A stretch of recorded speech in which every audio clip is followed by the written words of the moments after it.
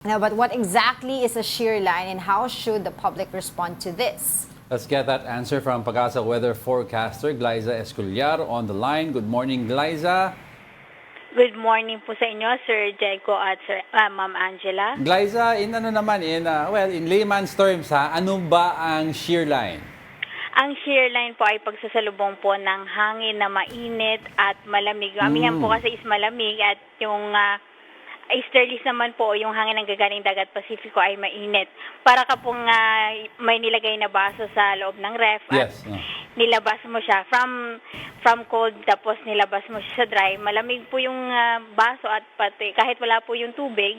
And then nilabas mo siya sa environment na mas mainit ay nagkakaroon po ng mga pagbubuo po ng mga butil-butil na parang pawis po sa baso. Okay. So, ganun din po yung logic po ng shear line.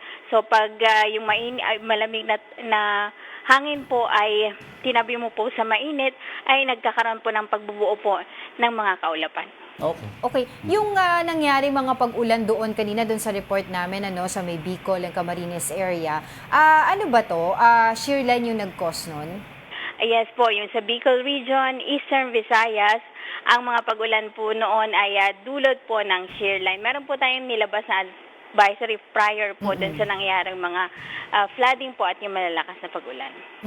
So, yung shear line pala can bring storm like rain and flood, Ms. Glyza? Yes po, kung maaalala niyo po yung mga landslide gaya po ng Ginsaugon nung sa Leyte po. Right. Dulot din po yun ng shear line po. That was years ago po, pero shear line po yung cause nun, yung tail end of a cold front.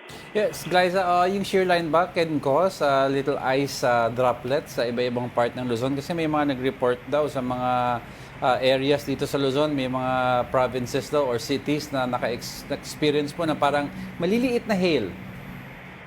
Ang hail po ay kaakibat po ng isang thunderstorm or cumulonimbus cloud. So pag meron po tayong mga thunderstorms at medyo may kataasan pulong lugar gaya ng Baguio, Rizal area, yung mga hili po yung topography, yun po yung kadalasan po nakakaranas po ng mga hail.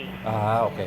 Kasi po ang ulan po talaga ay yellow po siyang nanggagaling sa taas, pero dahil po sa gravity at dun sa temperature po habang nagtatravel siya, nagiging water po siya pagbaba. Siyempre gusto rin po malaman hanggang kailan daw po natin mararanasan itong shear line and kung meron pa tayong mga namamataan na iba pang weather disturbances outside our Philippine area of responsibility na posibleng pumasok. Yung episode po ngayon ng shear line, ina-expect po natin na tatagal pa siya po hanggang Wednesday and early Thursday po. And then mag-subside na po yung effect niya o mag-weekend. And then may mga episode din po yung shear line. And then for yung signal po kung meron pong mga sama ng panahon, sa ngayon po ay wala pa po tayong nakikita. Although meron pong forecast ang climatological division ng isa o dalawang bagyong papasok o maaaring maka-apekto sa bansa ngayong December, pero sa ngayon po in 2 to 3 days wala po tayong nakikitang senyales na meron pong mabubuong sama ng panahon. Ms. Glyza, I have one last question. Yes, po. Yung sa shear line po natin nakalagay din po sa mga report and advisory po na binibigay ng Pag-asa na mostly mararamdaman ito sa bandang Luzon at Visayas. Is it because hindi masyado present ang amihan doon sa mga area na yon?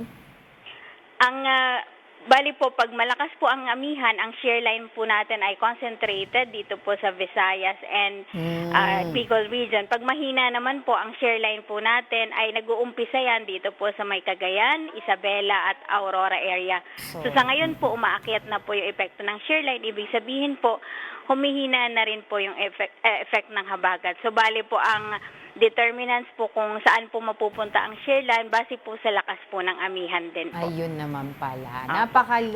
Klaro ng pag-explain sa atin. Maraming salamat po sa inyo, Pag-asa weather forecaster Glyza Esculiar.